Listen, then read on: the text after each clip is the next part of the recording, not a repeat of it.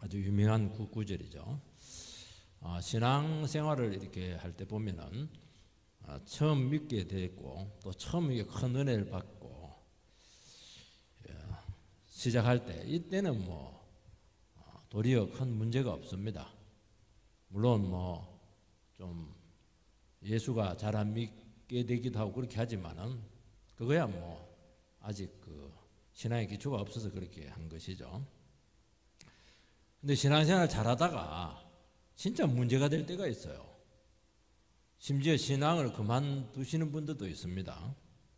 그건 뭐냐니까 너무 큰 현실의 벽에 딱 부딪히게 되면은 신앙이 막 뿌리째 흔들리고, 대개는 두 가지입니다. 꺾여가지고 신앙이 막 굉장히 떨어진다든지 아니면 뭐 세상으로 아예 간다든지 그렇게 하는데, 혹 간혹 이 어려움을 딱 극복을 해서 앞으로 쭉 뻗어가시는 분들이 있습니다. 그건 굉장히 소수입니다. 그래서 대개 이런 이제 상황을 겪게 되는데 이게 굉장히 그 중요한 인생의 지점이에요. 신앙의 지점. 그 이스라엘 백성들도 지금 출애굽하고 나서 홍해도 건너고 또 얼마나 하나님과 밀을 관계였습니까? 뭐 시내산에서 율법도 받고 뭐 참 메추라기도 먹고 굉장히 좋았죠. 그런데 가나안 입구에서 딱 멈춰버렸어요. 여기서 마지막 한 고비만 딱 넘기면 되는데 여기서 주저앉았습니다. 그래서 그 현실 앞에 믿음이 막 뿌리째 뽑혀버렸어요.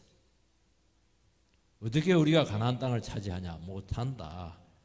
우리 전쟁하다 죽이려고 하나님께서 이곳으로 보냈나? 돌아가자. 그동안 뭐 은혜 받은 거, 순수했던 거, 좋았던 거, 기적들 이런 것들은 하나도 없어지고 이 현실 앞에서 그냥 신앙 자체가 무너지게 된 겁니다. 사실 무너졌다고 하지만은 이게 그들의 모습이었어요. 그동안 하나님께서 은혜를 주셔가지고 이렇게 됐지. 여기서 한번 신앙이 점검이 돼야 되는 것입니다. 그래서 결국에는 이스라엘 백성들은 바로 축복으로 갈 수 있었는데 40년 동안 방황을 했습니다. 방황을 하고 또 축복으로 갔으면 되는데 두 사람 빼놓고는 전부 다 광야에서 그냥 끝내버렸습니다. 이 신앙이 그럴 수가 있다는 거예요. 이걸 딱 넘겨야 된다는 거예요. 오늘 크게 세 가지를 말씀합니다. 첫 번째는 백성들의 불신이에요. 10명의 정탐꾼의 보고를 받고 나서 이스라엘 사이안에 엄청난 불신이 나타나게 되었는데 이 반응이 이제 네 가지로 나타납니다. 이 네 가지, 대개 이제 불신앙이 한두 가지면 괜찮은데 네 가지로 나타났으니까 얼마나 이 불신앙적인 반응이 심각했는가 하는 것을 알 수가 있어요. 첫 번째는 뭐냐니까 회중들이 소리를 높여서 밤새도록 통곡했습니다. 1절 말씀, 온 회중이 소리를 높여 부르짖으며 백성이 밤새도록 통곡하였더라. 이 소리를 높여 부르짖으며 이렇게 되어 있는데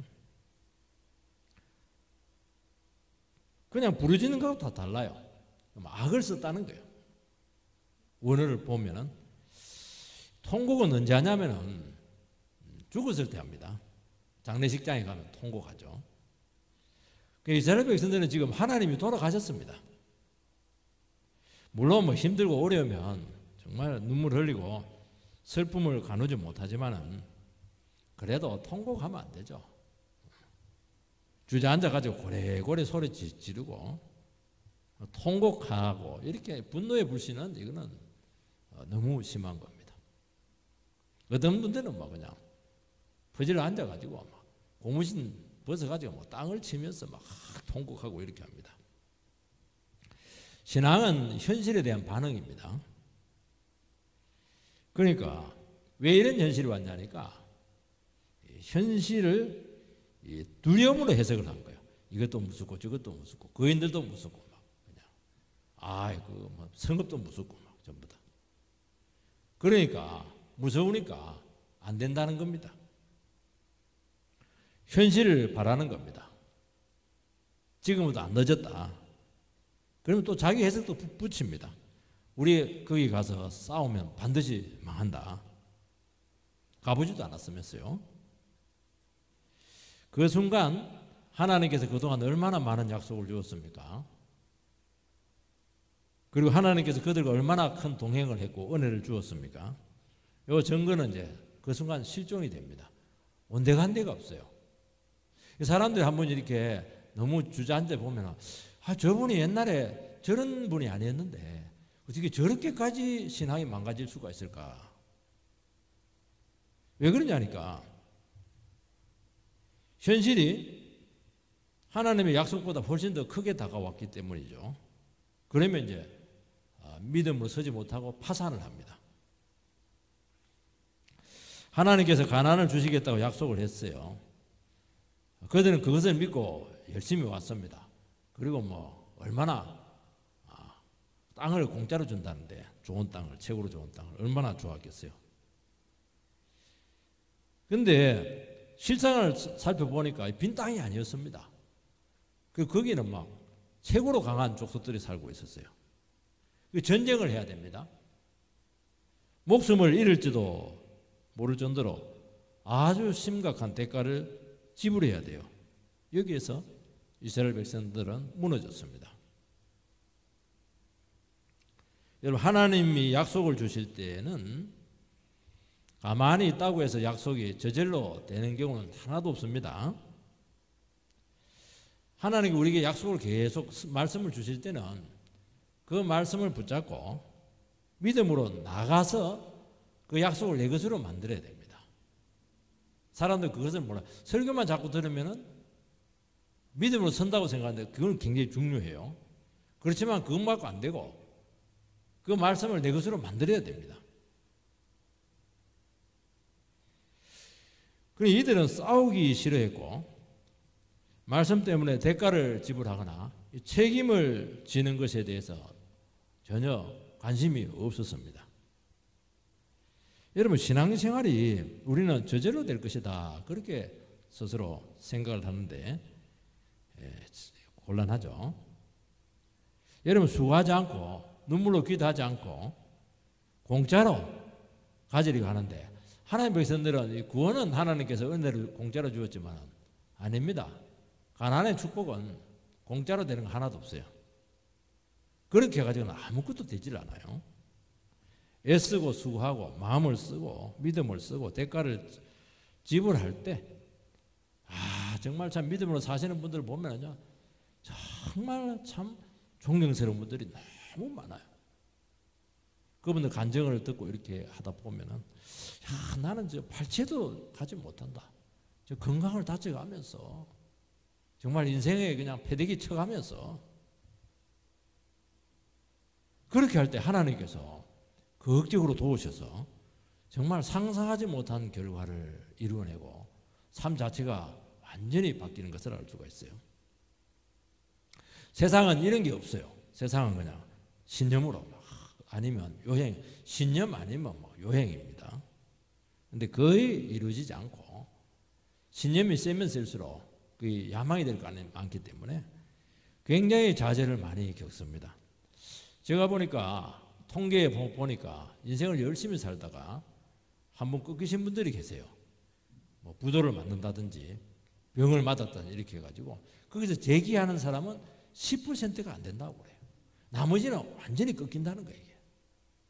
그게 끊겨서 재기하신 분들은 대단한 겁니다. 이 사람들은 세상적으로 봐도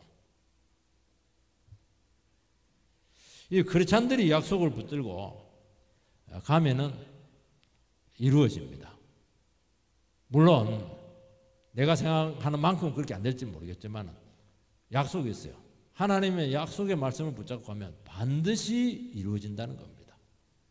믿음은 보이지 않는 것의 실상이잖아요. 그런데 문제는 뭐냐니까 믿음의 수고를 멈추면은 아무것도 이루어지지 않고 아무것도 안 이루어지는 것이 아니고 자기 연민에 빠지게 되고 심취에 빠지게 되고 좌절을 하게 되는 겁니다. 너무 형편이 안 좋아지는 거예요. 가룟 유다 같은 경우에 믿음으로 쭉 가다가 탁 끊겨버리니까 헤어나오지를 못해요. 끝나는 겁니다. 불신자보다 훨씬 더 상태가 좋아지지 않습니다. 그래서 가장 불쌍한 사람이 될 수밖에 없는 거예요. 그래서 우리는 어떻게 해야 되느냐? 죽기 살기로 믿음의 수고를 해야 돼요. 죽기 살기로 그냥 하나님 앞에서 그냥 어려면 어려울수록 막 매달려야 될 수밖에 없어요. 그거밖에 길이 없어요. 히브리서에 보니까 의인은 오직 믿음으로 살리라.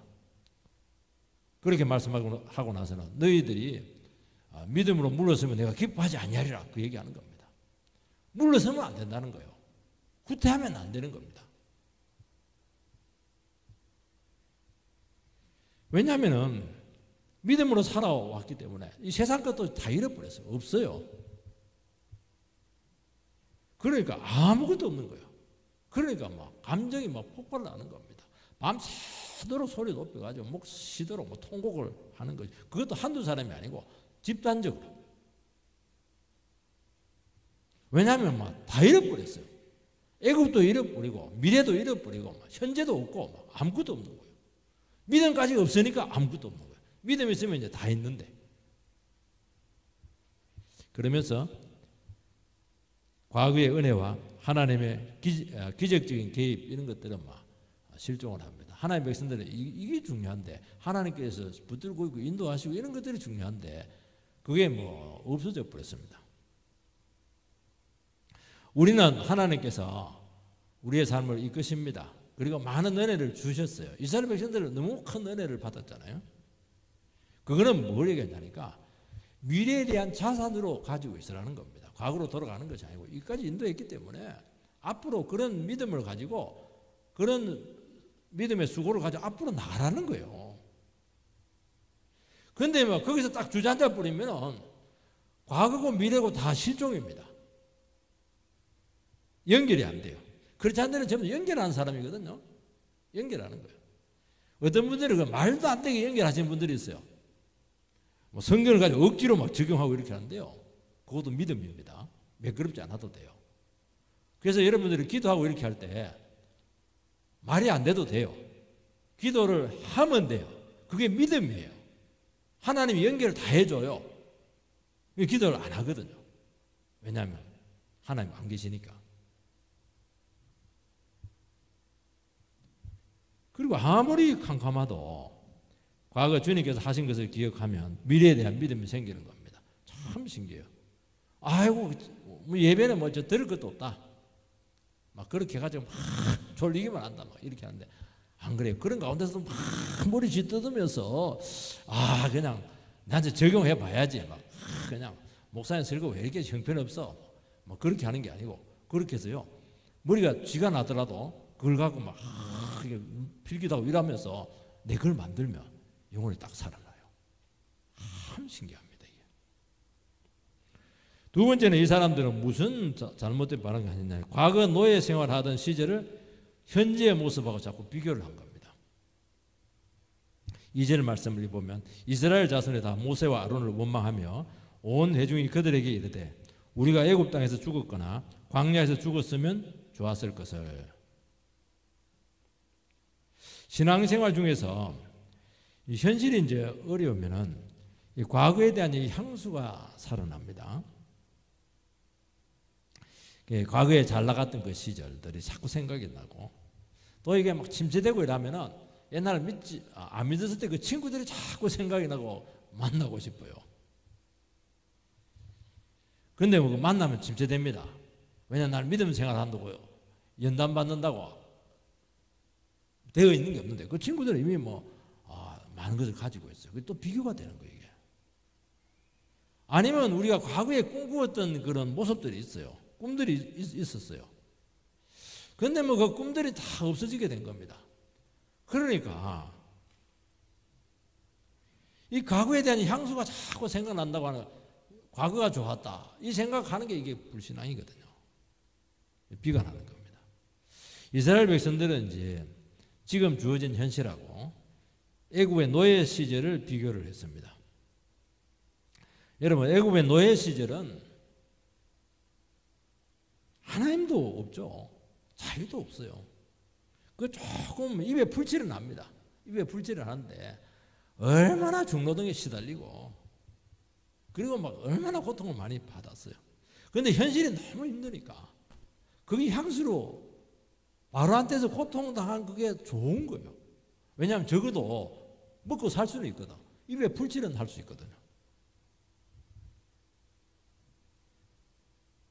여러분 지금 현실이 좀 어렵지만은 냉정하게 따져서 그래도 하나님이 아무리 어려워도 주님과 동행했기 때문에 하나님 함께 하고 있거든요. 또 우리가 연단으로 지금 변화되고 있거든요. 그래도 자유가 있는 거예요. 그리고 우리가 말씀이 들려지고 있는 겁니다. 이런 것들은 하나도 안 보이는 거예요. 입에 풀칠했다. 적어도 최소의 안전은 확보했다. 그 생각에 완전히 젖어버리게 되는 겁니다. 내가 예수 안 믿었으면 적어도 내가 이 정도는 살고 있다. 여기에 막 마음이 다 뺏기는 겁니다. 쫄딱 망했다는 거예요, 지금. 여러분, 현실적인 어려움들이 이 귀한 것을 다 앗아가는 것이 못 봐요. 그러니까 자꾸 마음이 자꾸 위축이 될 수밖에 없어요. 여기까지 절대로 가서는 안 되는 겁니다. 그걸 하면 안 돼요. 여러분, 현실과 우리가 미래가 부딪히면은 누가 이깁니까? 현실로는 이깁니다. 그래서 여러분들이 믿지 않는 식구들 얘기할 때, 야, 너 예수 믿는다, 너 한번 너 현실을 한번 보자. 집이 있나, 결혼을 했나, 직장이 있나, 반듯한 게 뭐가 있나, 자식 새끼를 제대로 키웠냐? 너 하나도 없잖아. 그럼 뭐 꼼짝을 못해. 이게 현실이니까. 아, 저는 믿음의 소망이 있습니다. 저는 비전이 있습니다. 그거는 뭐 모르겠고, 그거는 자기도 말하면서 막 힘이 빠져버려요. 왜냐하니까 증거가 없으니까. 그거는 뭐 대봐야 되는 것이지. 그 예수 믿는 것도 말만 잘한다고 그렇게 얘기하는 거예요. 이게 현실이 이기는 거예요. 현실이 항상.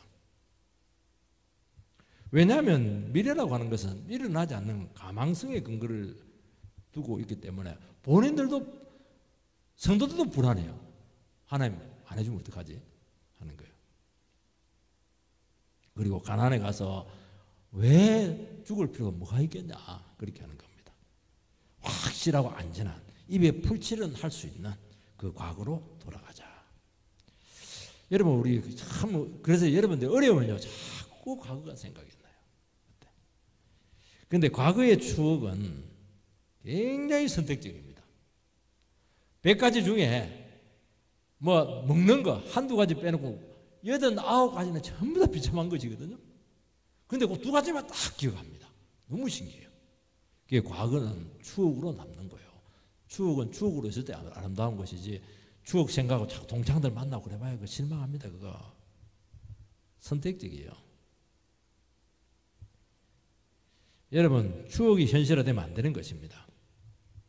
여러분 과거로 애굽으로 돌아 실제로 한번 갔다고 생각해 보시기 바랍니다. 정말로 애굽으로 갔어요. 물론 두드리게 맡겼지만은 100% 후회합니다. 그래서 믿음이라고 하는 것은 뭐냐? 과거로 회개하는 것이 아니고 과거를 기억을 해서 미래로 연결을 시켜서 오늘을 살아가게 하는데 그것이 약속의 말씀이에요. 그래서 말씀을 붙잡으라는 겁니다. 말씀을 붙잡으면 미래가 해석이 돼요. 과거가 해석이 정리가 돼요. 미래가 보여요. 그러니까 믿음을 연결하면 오늘 믿음으로 살아야 될 게 딱 나오는 거예요. 그러니까 말씀을 붙들라는 거예요. 말씀이 그렇게 중요하다는 거예요. 여러분 눈에 보이는 상황이 우리는 현실이라고 생각을 하는데 안 그렇습니다. 여러분들 아니에요. 믿음이 현실입니다. 안 믿는 사람은 내하고 똑같은 30평 아파트를 가지고 있어요. 그 현실이에요. 아니에요. 우리는 믿음으로 그 아파트에 사는 거예요. 그 믿음이 현실이에요. 그 아파트를 사는데 어떤 믿음을 갖고 있냐 하는 그것이 현실이라니까요. 근데 우리는 어떻게 하냐니까 자꾸 눈에 보이는 그 힘든 처지가 자꾸 미래를 비관하게 만듭니다. 이 나이에는 이것밖에 안 해놨는데 딱 계산이 나오잖아요. 그러나 성경에서 말씀하고 있는 것은 뭐냐? 하나님이 나의 현재의 처지에 하나님이 동행하고 있고 함께하고 있다는 이것이 현실이라는 거예요. 이것이 실제예요. 그렇기 때문에 현재나 미래가 불안할 이유가 하나도 없습니다. 하나님의 백성들은 그걸 꼭 놓치면 안 돼요. 하나님 놓치면 안 됩니다. 어려울 때 하나님을 딱 붙잡으면 이게 현실이에요. 그리 안 두려워요. 안 두려워요. 그전에는 막 모든 게 다 두렵거든요. 가난 가는 것도 두렵고 막 그냥 먹고 사는 것도 다 두려운데 하나님 함께 한다 그걸 딱 듣는 순간 안 두려워요. 신기해요. 이게 너무 신기해요. 불안할 이유가 하나도 없어져요. 그리고 믿음으로 미래를 보기 시작합니다. 그리고 가나안과 싸워 승리하고 후손들이 막 그 예배하는 그 비전이 막 생겨요. 비전이 막 살아나요. 믿음이 그렇게 위대해요. 아무리 현실이 어려워도요. 그 어려운 현실일수록 하나님의 말씀을 팍 붙잡으면 그 말씀이 살아서 움직이기 때문에 우리는 벌써 미래에 가 있어요. 미래에 가가지고 지금 막 골리앗을 무찔러 뿌리고 막 이스라엘 백성들이 막 후손들이 복을 받아가지고 땅 다 차지해가지고 막 거기서 막 그냥 거기서 복을 받고 막 예배 드리고 막 찬송하고 이게 막 그려지는 거예요. 그래서 여러분 요수아와 갈렙이 그랬잖아요. 갈렙이 40년 후에 나는 한순간도 오늘 이 순간을 잊어버린 적이 없다고 요수아서 14장에 보면 나오잖아요. 그래서 딱 때가 왔을 때 제일 먼저 나가요. 80살이 넘은 그 노인이. 왜 그러냐? 자기는 마음속에 늘 이 비전을 품고 있었거든요. 그 미래를. 광야를 돌았지만은 이 사람은 믿음으로 돌았기 때문에 항상 그 미래를 약속해 주신 그 미래를 항상 그리고 있었는데 그대로 됐잖아요.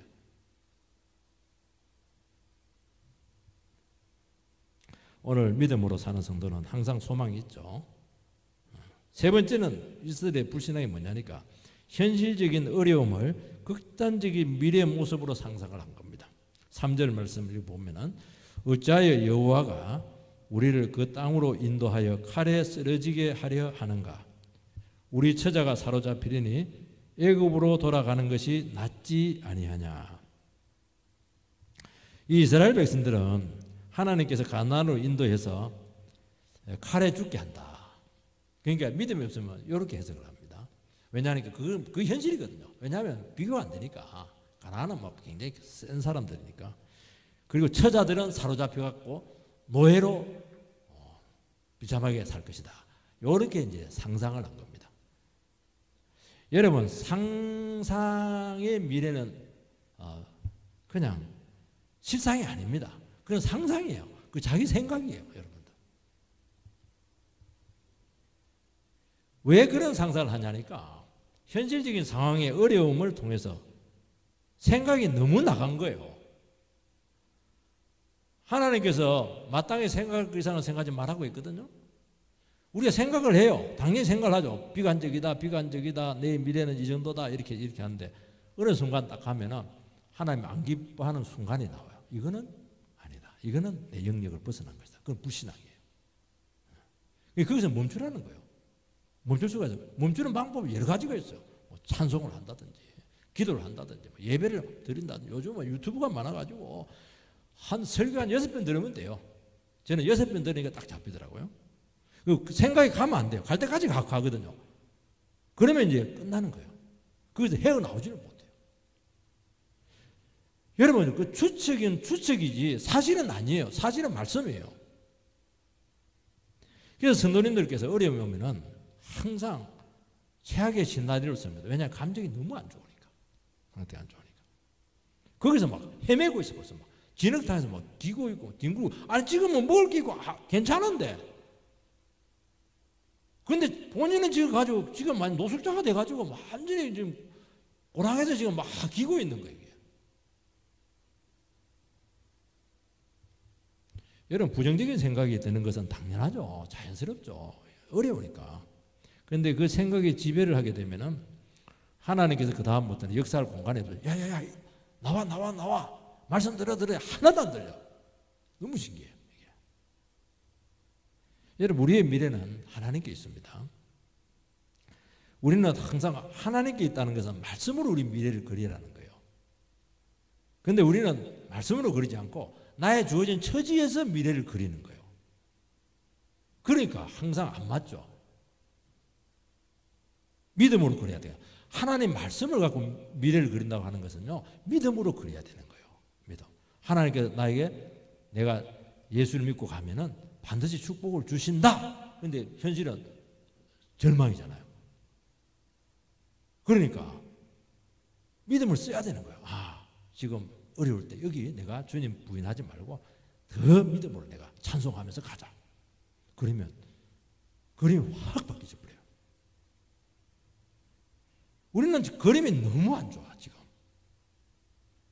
왜냐하면 현실이 가져올 결과가 너무 우리를 불안하게 하기 때문에 그렇게 하는 것입니다. 세 번째는 이들은 어떤 불신앙적인 반응을 했냐니까 하나하나가 굉장히 안 좋은 반응들이에요. 이 안 좋은 반응들 네 가지를 했으니까 지금 이들의 상태가 얼마나 비폐한가 하는 것을 알 수가 있어요. 이들은 결국에는 하나님께 반역을 합니다. 4절 말씀을 보면 이에 서로 말하되 우리가 한 지휘관을 세우고 애굽으로 돌아가자. 모세와 아론은 필요 없다. 괜히 모세 아론 믿고 막 쏘갔다. 믿고 따라와서 쏘갔단 말이에요. 다시는 그런 막 그 말씀 비전 그런 거 얘기하지 말라는 거예요. 새 지휘관 인간적인 말 잘 듣는 자기 말 잘 듣는 그냥 목자 세워가지고 다시 애굽으로 돌아가자. 그게 반역하는 겁니다. 그러니까 이스라엘 백성들이 지금까지 가나안 입구까지 따라왔는데 어떤 마음으로 따라왔는가 하는 것을 알 수가 있어요. 그들은 어떻게 했냐니까 하나님을 따라가다가 형편이 여의치 않으면 언제라도 돌아갈 수 있다. 그냥 늘 뒤에 하나 끈을 달고 따라왔어요. 언제라도 상황이 안 좋으면 돌아간다. 예수 믿다가 언제라도 상황이 안 좋으면 세상으로 간다. 똑같은 말이잖아요. 근데 이들이 한 가지를 몰랐어요. 뭘 몰랐냐니까 하나님 따라 일단 나오면은 다시는 못 돌아간다는 거예요. 홍해가 딱 가로막고 있습니다. 나올 때는 하나님께 홍해를 갈랐지만은 돌아갈 때는 홍해는 절대로 안 갈라져요. 절대로 안 갈라져요. 예수 믿고 십자가 예수 믿고 하나님 자녀 될 때는 하나님께서 그렇게 믿음으로 우리를 자녀로 삼아줬지만은 다시 십자가를 끊고 세상으로 못 가요. 절대로 못 가요. 하나님 안 뺏깁니다. 그러니까 광야에서 죽었으면 죽었지 애굽으로는 못 가요. 그러니까 참 이들이 바보였던 거예요. 그게 무조건 가나안으로 가야 되는 거예요. 애굽으로는 못 가는 거예요. 그게 애굽으로 가려고 했는데 가나안 갈 믿음은 없고 그러니까 중간에서 계속 뺑뺑이를 돌 수밖에 없는 겁니다. 여러분 우리들은 온전히 하나님만 바라보고 따라가지 않습니다. 그래서 항상 믿음 생활하면서도 여차하면 튄다 우리식으로 말하면은 그런 여지를 늘 남겨둡니다. 그래서 교회 생활하면서도 한쪽 다리는 전부 다 그 문 밖에 교회 문 밖에다 하나 걸쳐놓고 있어요. 수가 안 들어와. 겁이 나가지고 잡힐까 싶었어요. 하나님의 방법으로 하다가 안 되면은 언제나 얼마든지 우리 세상 방법을 씁니다. 그러다가 하나님 그거 한 테러를 막아버려요. 그래서 점점 세상에서 기회가 사라지게 되고 그러면 심한 두려움에 빠집니다. 더 이상 세상으로 돌아갈 수가 없어요. 벌써 정령이 넘어버리고 막 어떻게 막 세상에 길이 없어요. 취직도 어렵고 결혼도 어렵고 막 어려워. 믿음 생활 하다가 보니까 기회가 다 차단이 되어버렸어요. 하나님은 다시는 돌아가지 못하도록 막다른 골목으로 우리를 몰아서 세상에 대해서 죽게 합니다. 그래서 그동안 막 믿고 있었던 의지가 된 그 사람들, 이 사람들에 대해서 철저히 실망합니다. 그래도 마무리 있거든요. 누군가 나를 받아줄 거야. 아닙니다. 그 사람들 실제로 가보면요. 완전히 냉정하게 막 팽개칩니다. 우리를. 그 사람 의지하지 말라는 거예요. 못 맞춰서 이 직장에서 비전을 펼치면서 여기서 내가 미래를 건다 이렇게 하는데 명퇴당합니다. 명예퇴직당해요. 버림받습니다. 그런 식으로 하면 하나님의 백성들이 그렇게 하면 안 되거든요. 하나님께서 보내신 직장이니까 거기서 하나님 뜻을 이루어드리는 것이지 그게 왜 목숨을 걸고 그렇게 해요. 여러분 세상에 대한 가능성을 버리지 않으면 안 되도록 그렇게 하시는 겁니다. 그런데도 불구하고 꾸역 과거로 세상으로 돌아가려고 하면 그때부터 이제 본격적인 방황이 시작되는 거예요. 두 번째는 모세와 아론의 대처입니다. 5절 말씀을 읽어보면 모세와 아론이 이스라엘 자손의 온 회중 앞에서 엎드린지라. 모세와 아론은 백성들의 반역과 원망에 대해서 막 할 말이 없었어요. 그래서 온 백성들이 보는 앞에서 막 땅을 치고 후회하고 통곡하고 막 그냥 곡을 하고 이렇게 했는데 막 그래서 막 엎드려 버렸어요. 엎드려서 둘 다 막 엎드려 버렸어요. 우리도 몽둥이하고 막 때릴 텐데 그렇게 안 하고 그렇게 했었어요. 그 백성이 전체가 불신앙에 빠져서 막 하나님을 원망했겠습니까? 두 사람들은 뭐 얼마나 원망하고 폭언을 하고 막 그들이 막 대적을 하는데 어떻게 말을 할 수가 없어요. 왜냐하면 저것들이 주동자들이니까. 엎드린 이유는 딱 두 가지입니다. 첫 번째는 이것까지 오는데 두 사람이 결정적인 책임이 있다는 거예요. 백성들이 그렇게 생각을 합니다. 그러니까 모세가 이스라엘 백성들을 가나안으로 이끌면서 자꾸 비전을 준 거예요. 하나님께 가나안 땅을 주었어. 적과 꿀이 흐르는 거야. 믿음으로 가면 무조건 갈 수 있어. 지금 참아. 이렇게 한 거예요. 그런데 딱 가보니까 이게 뭐 쏘갔다. 배신당했다. 백성들은 그렇게 생각을 한 겁니다. 모세와 아론은 가나안에 가면은 전쟁을 해서 땅을 너희들이 직접 차지해야 된다. 이거 모든 것을 다 말해줄 수 없습니다. 그거 미리 말해주면 아무도 안 따라옵니다. 하나님께서 또 이거 미리 말해줄 필요가 없는 거예요. 아니 애들 앞에 어린 자녀 앞에 그냥 오늘 하루 그냥 기도하면서 살아 그 얘기하지 한 달 후 걸 얘기할 필요가 없는 거예요. 단지 말씀에 순종하고 믿음으로 자라고 그리고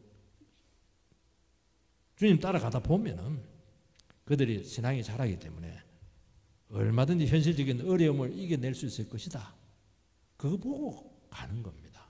어떻게 주의 종이 다 할 수가 있겠어요? 그래서 부지런히 말씀을 가르친 거예요. 모세는 아무것도 안 했어요. 오직 설교만 했습니다. 그런데 이스라엘 백성들이 현실을 딱 파악했을 때 그리고 말씀으로 그들이 극복을 해내지 못했을 때 허물어졌을 때 정말 손을 쓸 방법이 없어요. 이런 말씀으로 안 되면 안 되는 겁니다. 이게 믿음의 세계의 원리입니다. 돈으로도 안 돼요. 그동안 아무리 밥 사줘도 아무 상관없어요. 말씀으로 안 되면 안 되는 거예요. 물론 도와주긴 하겠지만 말씀을 은혜 받고 자기가 믿음으로 자기 자신이 일어서지 못하면 결국에는 안 돼요. 어떻게 대신 믿음으로 살아줄 수가 없어요. 그거는 자식도 마찬가지잖아요. 해볼 도리가 없다는 거예요.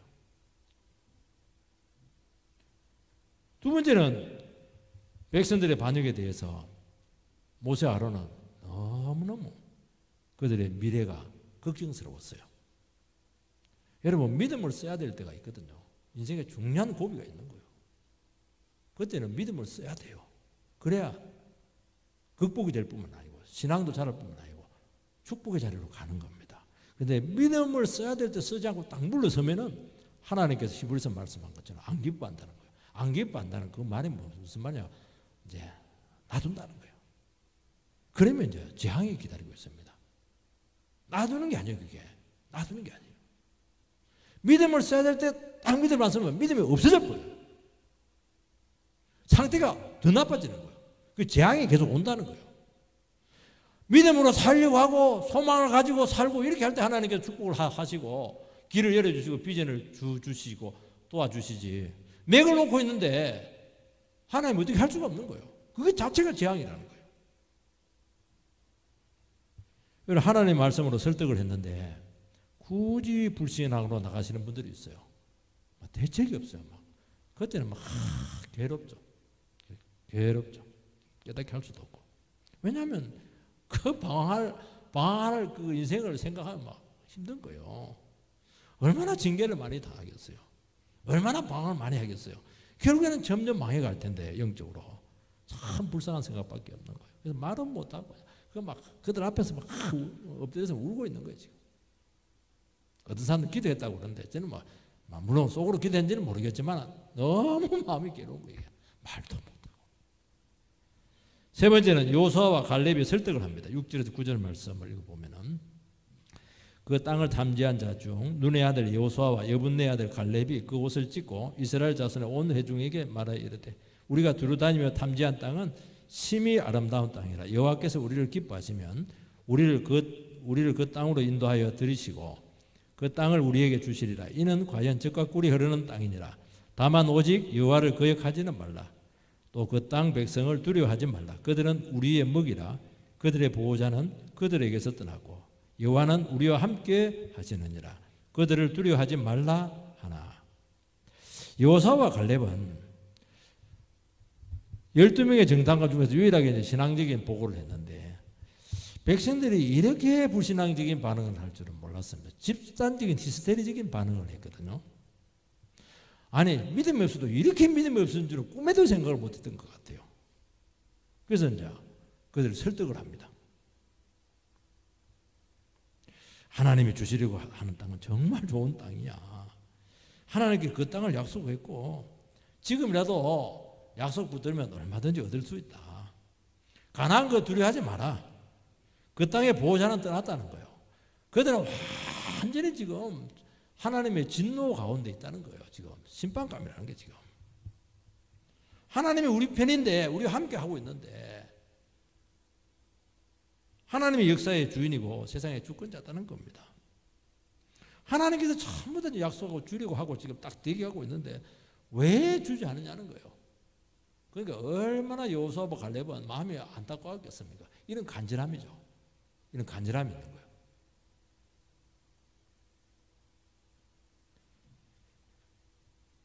그들은 우리의 먹이다는 거예요. 옛날 성경은 뭐 밥이다 이렇게 했는데 먹이다. 우리 먹이다는 거예요. 먹거리가 많은 거예요.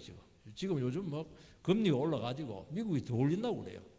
왜 올리냐 하면은 먹거리 만들려고 그러는 거예요. 지금 중국 부동산 때리고 뭐 그냥 어디 유럽도 때리고 이래 가지고 어느 한 나라 무너지면은 또 뭐 지금 러시아는 이제 때렸으니까 먹거리가 막 생기는 거예요. 금리 좀 올라갈지도 몰라요. 그럼 뭐 파산할 거 아닙니까? 그럼 뭐 공짜로 싹 챙기는 것이죠. 하나님께 파산 다 시켜놨으니까 가나안 땅 저것들 너희들 먹이다는 거예요. 먹여. 가서 그냥 취하기만 하면 되는 거예요. 이자율도 필요 없고 그냥 투자할 필요도 없고 그냥 가서 건지라는 거예요. 그거 왜 못하냐는 거예요. 지금.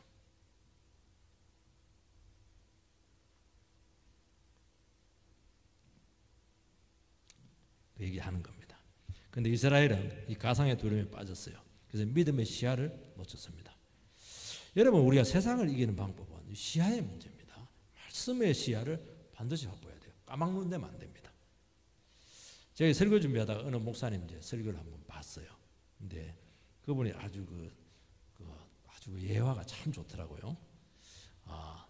신앙인한테는 이제 두 가지 눈이 있다는 거예요. 하나는 벌레 눈이 있고 하나는 새 눈이 있다는 거예요. 벌레 눈은 뭐냐? 이 지렁이 같은 야고바, 벌레 같은 인생들아. 예수 믿기 전에 성화되기 전에 그 눈이라는 거예요. 그렇다는 거예요. 벌레 눈은 불신앙적인 눈이기 때문에 현실만 딱 본다는 거예요. 아무것도 못 본다는 거예요. 그리고 안주한다는 거예요. 그런데 이제 새 눈이 있습니다. 독수리 날개치면 올라갈 것이다. 그 새 눈이잖아요. 그 믿음의 눈이라는 거예요.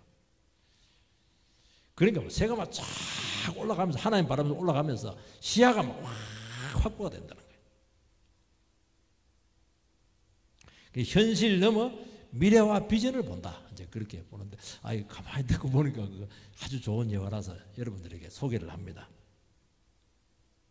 예수 믿는 사람들은 시야를 확보를 해야 돼요. 어려울 때, 장정이라도 지치고, 막 그냥 힘든 청년들도 막 쓰러지고 이렇게 하는데, 여호와를 앙망하는 자는 독수리 날개치면 올라갈 것이냐, 막 비상을 하잖아요. 올라가 이렇게 하는데 찬상받아 있는데, 그러면 다 보인다는 거예요. 다 보인다는 거예요. 여러분, 새 시야를 확보하려면 올라가야 되는데 비행기 타는 게 아니고 하나님의 말씀을 우리 현실에 끌고 와서 그걸 끊임없이 적용하고 훈련하는 그런 역할을 해야 된다는 거예요. 하나님의 말씀이 내 현실을 조명하게 해야 된다는 겁니다. 그러면 현실이 하나님의 시야에서 딱 보이기 시작해요. 우리는 그러니까 벌레의 눈은 그 현실만 딱 보여요.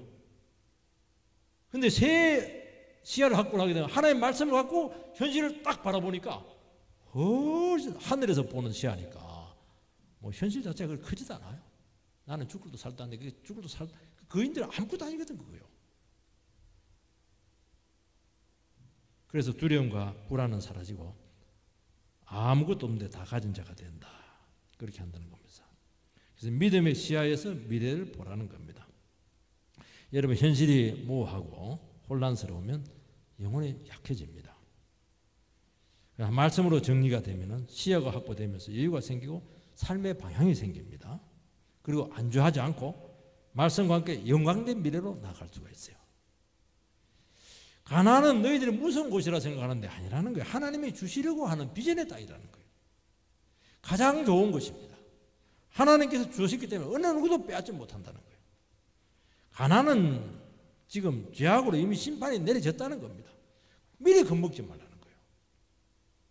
그러니까 하나님 말씀의 시야를 바라보게 되니까 가나안의 실상이 다 파악이 된 겁니다. 너희들 내 밥이다. 그게 결론이잖아요. 밥이 되어버려야 돼요. 여러분 세상은 강하고 현실은 만만치 않습니다. 거인족이 있습니다. 이게 이제 문제죠. 우리 죽어야 됩니까?